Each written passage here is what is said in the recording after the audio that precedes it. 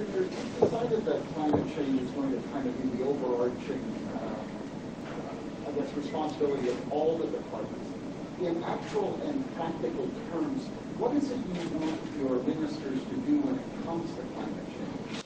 Well, I think it's a recognition that climate change is all around us. It's happening in rapid pace. Elevating it in the Department of Environment was important to me. There'll be an associate deputy minister tasked, so it's elevating him from executive director. But it does cut across that department. Obviously, when we're creating infrastructure, it should be more resilient to the impacts and adaptation when you're talking about municipalities, so municipal affairs. Virtually every department, agriculture and how that sector is developing, is impacted by climate change and biodiversity loss, obviously lands and forestry, and so on down the list. Can you talk about why you created the Office of Equity, Anti-Racism, and also the Office of Mental Health Protection?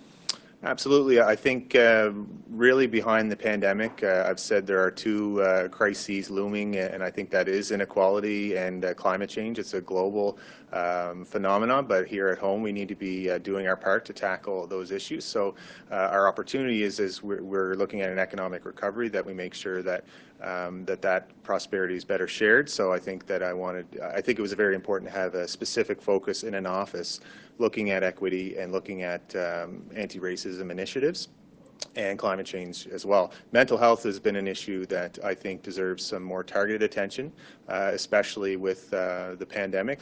People have spoken about this echo pandemic that could be as a result of people being locked down. Addictions are on the rise, again, a global phenomenon, but we have issues here in the province, and I think an office dedicated to that work underneath the Department of Health and Wellness was a good choice. You talked a lot about equality and generational change, but your cabinet is largely white men, so I'm just wondering what you will be doing to ensure that more women, more people of color, and even people with disabilities are elected. That's going to be a concerted focus for us to recruit candidates from all backgrounds. It's really important that we have more voices at the table, more voices from women, from underrepresented communities, from the different abilities community. I came in, as you know, to a government, and I basically appointed people to cabinet from the choice of people I had. Sorry? What would we do specifically to be attracting a more diverse? Well, I think policy is one of the things I think that will attract more people from different backgrounds when they see progressive policy and the willingness to take action on systemic issues and move forward on making our province fully accessible by 2030, appointing senior managers within government that are more diverse. All of those things I think will attract more people, more younger people that I think get it. Okay.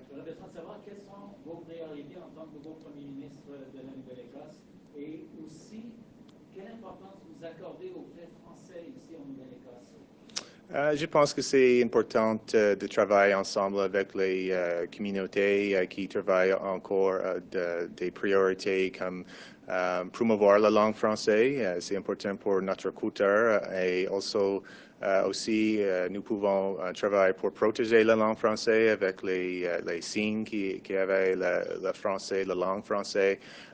Aussi, j'ai une réunion avec la CSAP. Nous avons une legislative amendment pour l'école de francophone. Donc, nous pouvons travailler ensemble pour passer de la législation aussi. En général, quelles sont vos priorités? Mis à part la question du cas français, quelles sont vos priorités? Pouvez-vous nous les donner en français? Le changement climatique que j'ai dit avec les communautés et toutes les choses avec l'économie pour l'emploi des néo-écossais partout de la province, c'est important dans la communauté francophone et dans toutes les communautés de Nouvelle-Écosse. Do you expect you're going to be able to govern as if you have a majority government, or are you going to have to find some commonality with the two opposition parties in order to get legislation passed together? We have a majority. I'll work with the team that I have, but I also, just by instinct and my philosophy, is to work with others in different parties. And I have a meeting starting today with one of the opposition leaders. I've reached out to them, as I said I would, right away, to see where we have common ground. I think people in general get into public life to serve, to help the public good, and so that's what I'll be trying to do, to discuss with them and see how we can work together. Gary Burrell today, and hopefully Tim Houston when he's available. You mentioned the challenge of COVID. I'm just wondering how you're managing the style of the crisis was different from your predecessor. Are you going to be as visible, or are you going to maybe see the ground where it's Dr. Strang? How will you handle that? Well, I think it's important that people hear from the Premier. This is as important as it gets when we're facing a pandemic. Dr. Strang is someone that I think provided excellent advice when we move forward and how we deliver the vaccine. So I'll be working alongside Dr. Strang, but Nova Scotians deserve to hear from their Premier. Well, do you know when you'll be holding your first COVID update at this point? Or will that be this week? I believe it's scheduled for tomorrow. At 1 o'clock or? We'll get back to you, because we do have to caucus and stuff, but well, yeah. What are your thoughts on the deal that the government struck with St. Mary's? Well, I'm happy that the company has disclosed the management fee. It's less than 5% of the aggregate total, but I'm pleased at their decision. Is it a good deal for taxpayers? I support infrastructure and anything that I think relates to ensuring the viability of all regions of our province. It's important that we ensure that the right projects are in place so that people have a fair shot at growing their communities. But is it a good idea to be paying $100,000 a month as a management fee with a company when the ferry isn't running? Well, the ferry's not running because of COVID-19. The borders are shut down. I wasn't involved in the contract, but I can assure you that any future contract that I'll be involved with, that there'll be rigor and analysis gone into ensure we get the best value for our money. Was the fact that legal ranking?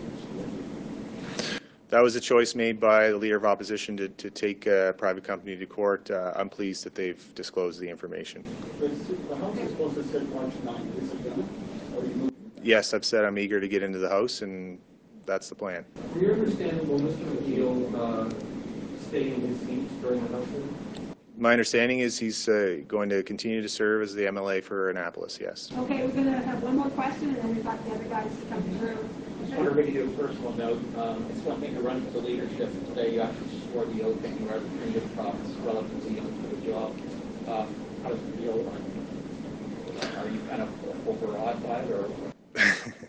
Feels great. I think that there's no shortage of challenges. I've always really thrived in all of the employment that I've had in my career to take on challenges in the private sector and in public life. I'm really impressed with the team that I have and putting them in the right place to help me deliver on the commitments I made during the leadership campaign. Issues of climate change, inequality, and building back a strong economy that's more inclusive is something I'm really eager to get underway with. Can you just explain why infrastructure and housing has revived off from PNR? I think it was about recognizing that transportation has evolved beyond just single occupancy vehicles on traditional road networks and bridges. We need to have more concerted focus on active transit, community transit, but also this is the most substantive infrastructure spend in I believe our history in Nova Scotia, particularly as pertains to healthcare. I think it deserves to have a dedicated focus, and housing is part of infrastructure. So that was one change that I thought was worth making. Okay, thank you very much, guys. We're going to bring in the Deputy Premier. So I appreciate it. Thank you. Look forward to seeing you again.